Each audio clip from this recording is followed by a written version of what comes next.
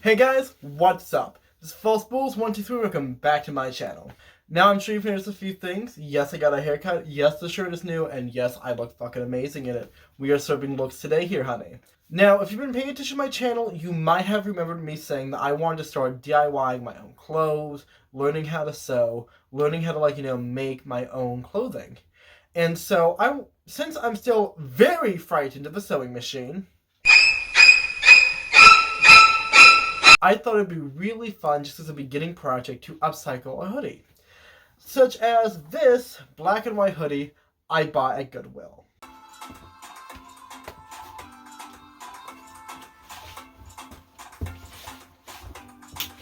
Now, I absolutely love the design of this hoodie.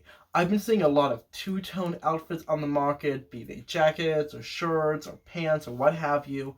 And so whenever I see a trend like that, I always want to find something that's kind of unique, kind of different, but still within the same bailiwick, so that I can be topical, but still be very much myself. That being said, I do have some issues with this hoodie.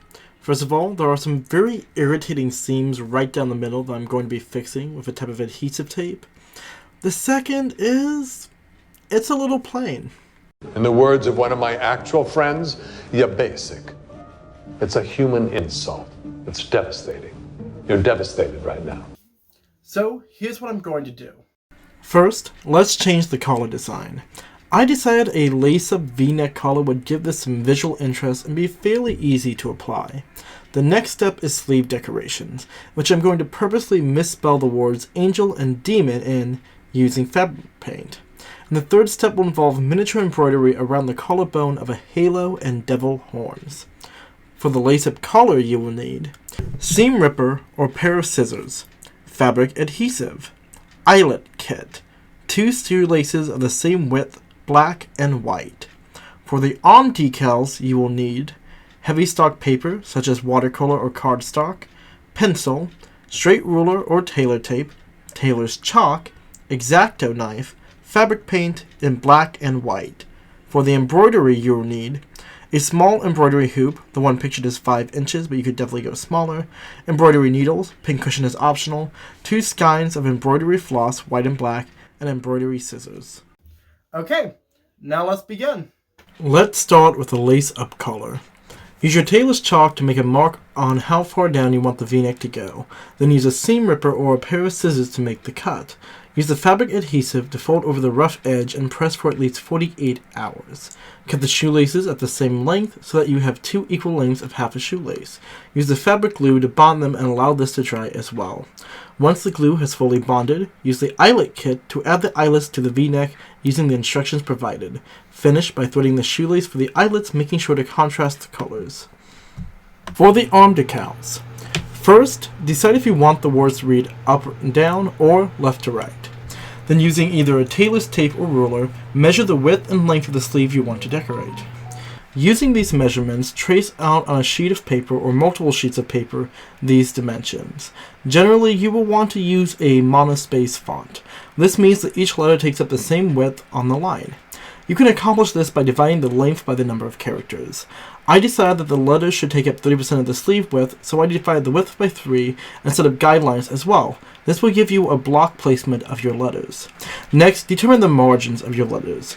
The margin is the amount of space between elements. Now, certain styles of lettering, such as wild style graffiti, don't incorporate margins, but most standard typography does. I set my margin as 1/2 inch throughout. Next, begin to shape your letters by drawing them into the boxes. Pay special attention to letters that have closed counters, closed spaces within the letter.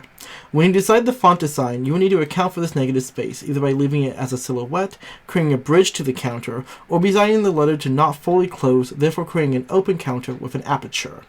Shade the negative space in the letter. This will help you distinguish the outline from the rest of the stencil. Using an X-Acto knife on a suitable surface, I used a thick piece of cardboard, but a quilting mat would be ideal. Cut out the letters in your stencil. Remember, stencils are negative space, so cut out the letters themselves, leaving a positive indent. Lastly, I use painter's tape to reinforce areas of the stencil. Make sure to clean up any edges where the tape might overlap. Lay out the sleeve you wish to stencil on a flat surface, making sure it is smooth as possible. Using the painter's tape, tape the stencil to the fabric and weigh down the sleeve if possible to prevent as much movement. I practiced on some scrap fabric as I wasn't used to using fabric paint markers, and also tested the markers themselves on the inside of the sleeve to see how the paint held. Going slowly, fill in the stencils. Depending on the color and the fabric, it might require multiple coats. Allow it to dry, then remove the stencil. Lastly, let's work on the embroidery. Using a pencil or tailor's chalk, mark where you wish the decals to sit. I want them to be around my collarbone, but ultimately it's up for you. Unscrew your embroidery hoop and pinch the fabric between the two rings, pulling the excess fabric until it is taut. There are various ways to transfer embroidery patterns, but as my hoodie was very thin, I used the Lightbox method, downloading a line art illustration and turning up the brightness of my phone, sketch over this with either a graphite pencil or tailor's chalk. For knit fabrics, it's recommended you use a type of interfacing known as a stabilizer. I went to my local craft store and was recommended Pylon 541 Washington, which is a water-soluble interfacing. Pylon recommends binding this with a loose basting stitch. Using your desired color thread, your embroidery needle. Use less threads for thinner lines and all 6 for the thickest lines. If you haven't embroidered before, I suggest you do a few practice designs before you commit, like I did with this unfinished embroidery project. For shame, Ryan. Once you have finished your embroidery, use a seam ripper to remove the basting stitches.